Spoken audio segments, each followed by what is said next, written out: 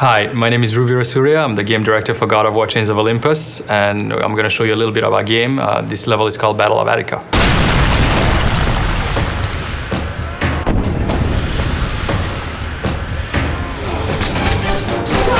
So right now Kratos is defending a Greek city on the shores of Attica against a Persian invasion.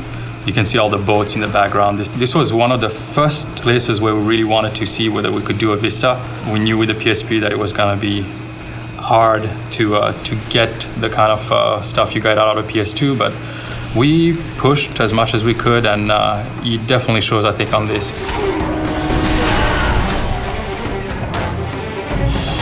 As you can see from the backgrounds and from everything that's happening, that there's a lot of detail in there. The fire across the sky and the ships on fire, like left and right. The city's on fire too.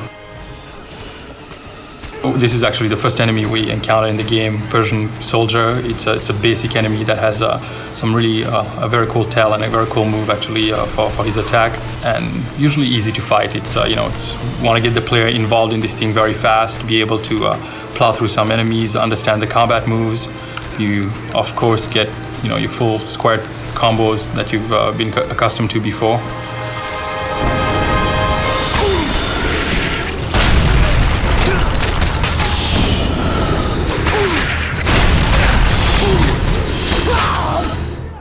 And also the interactivity of the environment. For example, here, the one thing that you have to do is go shoot the ballista to stop those ships from firing to you.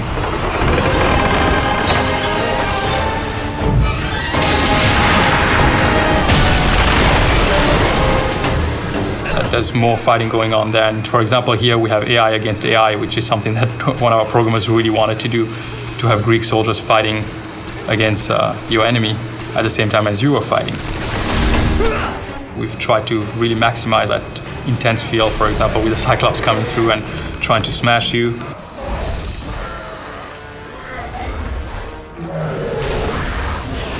Just when you think that you're going to be fighting him, bam, here comes the Basilisk, actually eats him. See the limbs in his mouth, just eats him up, and here you go. This is your first boss battle actually in the game, and we've worked hard to try and see what we could do with an enemy like this. It's a fire-breathing enemy, and of course which has melee attacks. You kind of have to just see the pattern actually of how he fights. He's got the two bites, and if you stay too far, you might be getting shot on by his fireball. We really wanted to allow the player to experience a similar thing that you've experienced in the other games, which is that feeling that you're fighting something bigger than you could ever imagine existing. In this case, this big basilisk that actually the Persians have brought onto the city to destroy the city.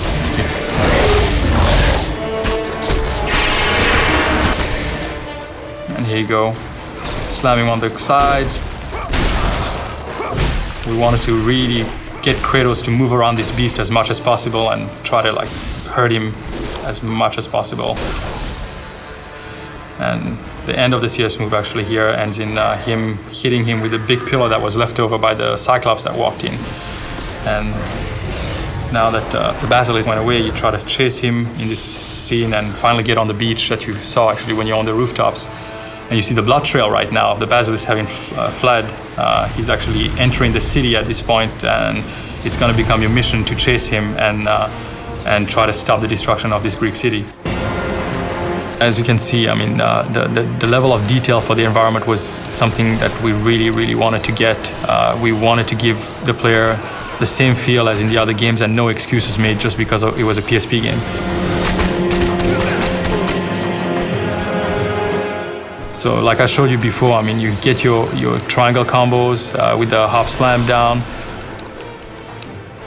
and some of the other combos that you find in the other two games. For example, the special square combo that is more for crowd control, and also something that we added that I'll show you right now, which is a more focused attack that leaves you vulnerable at the end, because there's a little bit of like about a second of vulnerability that if you end up in a big group of people, you'll most likely get hit.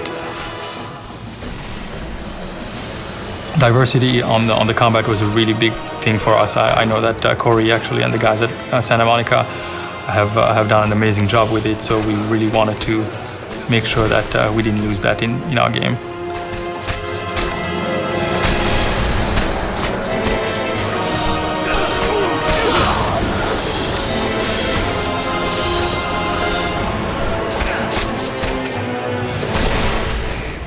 And now we're at the start of the city walls. Kratos kicks down the door, and now you get onto the ramparts that are on the city, and you can see in the background that the basilisk that you've just damaged before is inside the city, just wreaking havoc. You have this big beast that's just going through the city, and the more time you waste, the more you allow it time to actually destroy the whole city.